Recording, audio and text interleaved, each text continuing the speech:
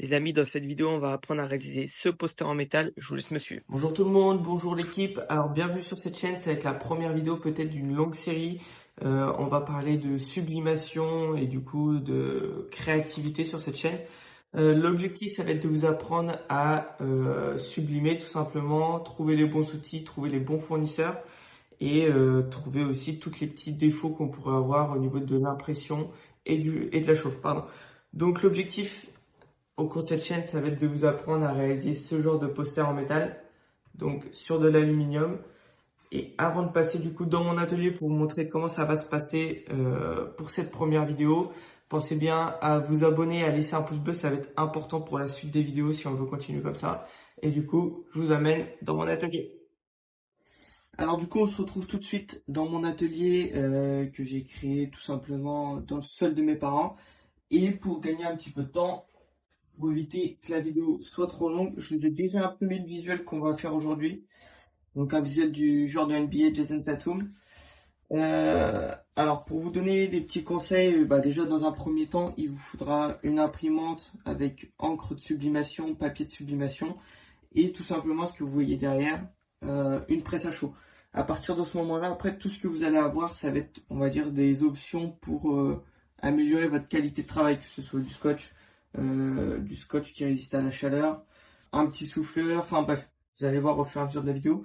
Alors que moi, ce que j'aime bien faire dans un premier temps, c'est que comme j'ai une grande imprimante pour faire des plaques qui sont un peu plus grandes, comme vous voyez juste ici, je vais venir découper un petit peu les contours qui servent à rien et qui vont venir gêner le visuel plus qu'autre chose.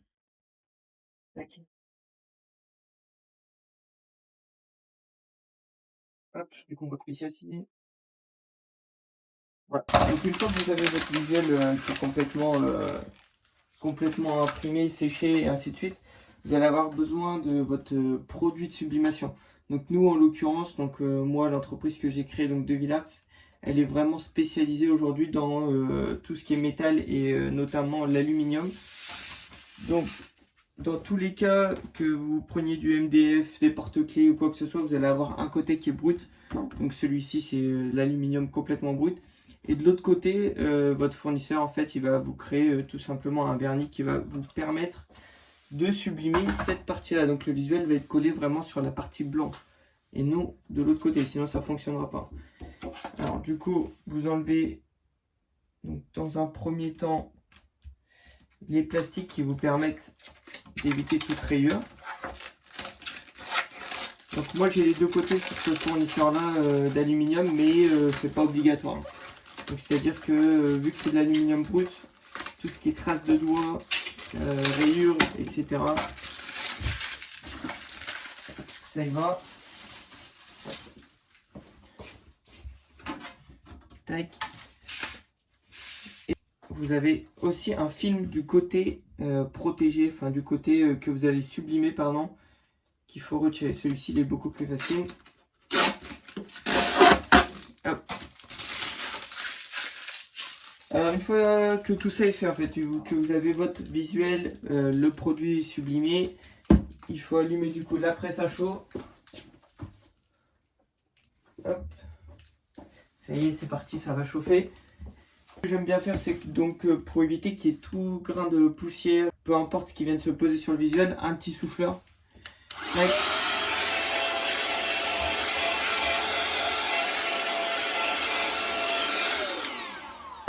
Ça va permettre du coup de déjà sécher un petit peu le visuel. Ça va permettre de le sécher et d'éviter de faire des taches sur la plaque. Hop.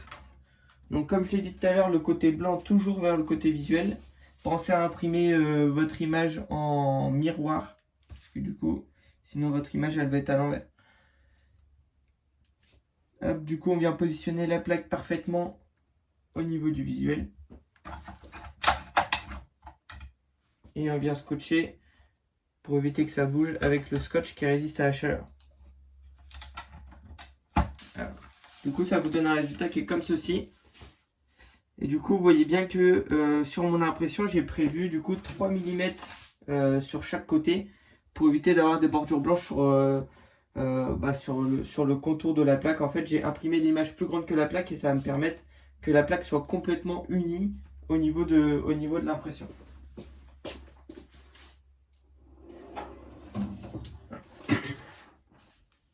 Hop, du coup, une fois que votre presse à chaud elle est à la bonne chaleur, vous pouvez déposer votre visuel dessus.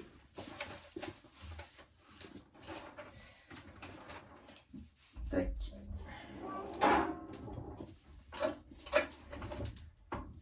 Hop. Du coup, ce que je viens de faire, en fait, c'est qu'une fois que la presse à chaud elle est chaude, vous avez du coup du papier téflon à acheter. Donc c'est comme du papier sulfu, ça marche aussi. Hein. En fonction de la taille que vous voulez sublimer, vous avez différentes tailles de papier téflon. Donc nous on est parti là actuellement pour 2 minutes de chauffe à 165 degrés. Il faut savoir que les fournisseurs nous proposent aujourd'hui des températures et des temps, mais ça va aussi dépendre du papier, du grammage que vous allez acheter, de la presse que vous allez avoir et l'épaisseur de votre tapis. Donc en fait là moi mon fournisseur me propose 190 degrés à 85 secondes et avec les tests pour avoir le meilleur résultat possible, aujourd'hui moi je suis à 165 degrés pour 200 secondes. Donc en fait là ça va vraiment dépendre de vous, de comment vous voulez voir en fait votre résultat. Donc là on se retrouve juste après une fois que la chauffe elle est terminée. Alors du coup il reste moins d'1 minute à la chauffe. Il faut savoir que si vous voulez que je fasse vos commandes en vidéo sur YouTube, par exemple sur des petites plaques, donc comme ceci, vous avez plusieurs tailles qui sont disponibles sur le site. Donc il sera écrit juste en dessous, donc devillarts.com. Vous avez tout simplement à envoyer la photo que vous voulez faire. À partir de ce moment-là, vous mettez dans la petite remarque comme quoi vous souhaitez que je fasse une vidéo YouTube de ce visuel. Et du coup après je m'occupe du reste. Tac. Hop.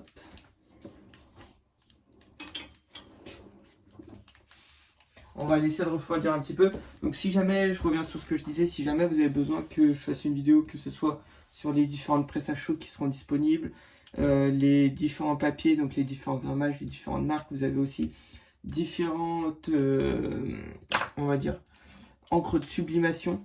Donc ça va être important de choisir votre encre de sublimation qui va être adaptée aussi à votre imprimante. Et donc si vous avez besoin d'une vidéo, que ce soit sur les imprimantes, etc., n'hésitez pas à me laisser en commentaire. Je ferai de mon mieux pour essayer de vous aider un maximum à vous lancer dans la sublimation. Bon bah là c'est encore un petit peu chaud, mais on va essayer d'ouvrir avec ça. Vous allez avoir le résultat qui est...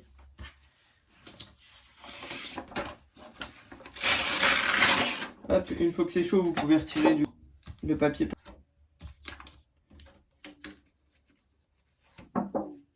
Hop. Et du coup, en fait, on peut voir sur le papier qu'en fait, l'encre a complètement réagi à la chaleur. En fait, la plaque est venue absorber, grâce à la chaleur, toute cette encre. Et vous pouvez voir que du coup, il y a bien mes 3 mm d'épaisseur sur chaque côté. Ce qui va me permettre de avoir la plaque entièrement remplie au niveau du résultat. Hop, du coup, je vous montre le résultat.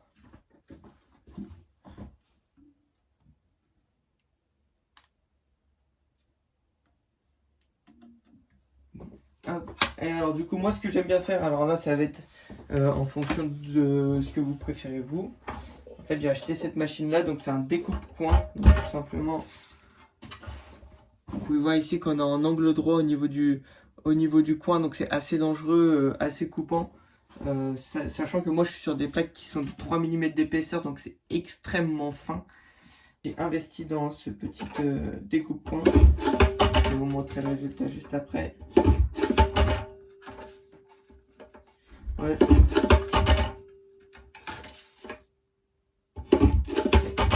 Donc moi honnêtement, si vous partez sur des plaques de métal, je vous conseille énormément d'acheter ce petit découpe-coin donc que vous allez voir ici. En fait, ça vous permet d'avoir des coins qui sont arrondis avec du coup une finition qui est beaucoup plus jolie au niveau du design. Et donc, hop. Donc voilà, au niveau d'une plaque, ça m'a pris quoi, une dizaine de minutes. Et vous avez un résultat qui est vraiment incroyable. Donc si jamais je vais essayer de faire une vidéo par semaine avec quelques shorts.